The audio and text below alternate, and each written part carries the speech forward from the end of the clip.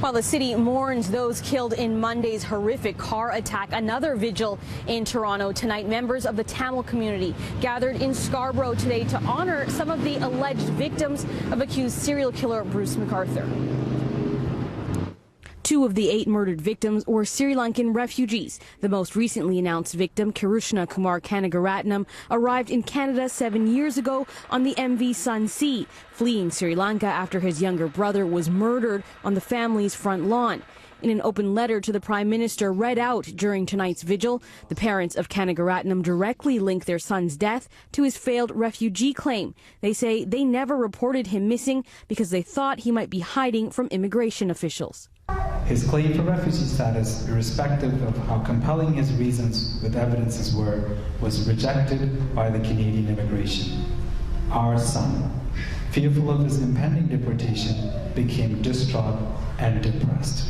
He did not have much money and had no medical support, and his calls became less frequent since. Our last conversation with him was in August 2015. We believe that our son would have been alive now had your government accepted his claim for refugee status. We want answers from the Canadian government as to where and how our son was killed. In the letter, Kanagaratnam's parents go on to explain they were relying heavily on their son for financial support, and they remain in deep poverty after his death. They want officials to return his remains to Sri Lanka or arrange for his family to fly to Canada to give him a proper burial.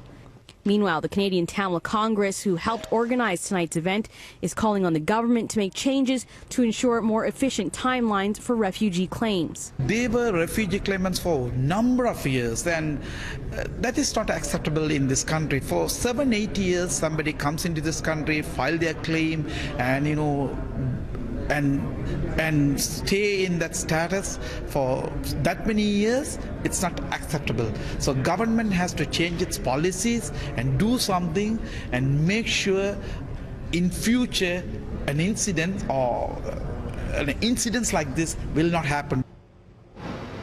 Now, police believe Kanagaratnam was killed in 2015, but there's no record of him being reported as missing. It's unclear if or how he knew Bruce McArthur. His remains were among those found inside planters seized from the backyard of a Leaside home where McArthur worked as a landscaper.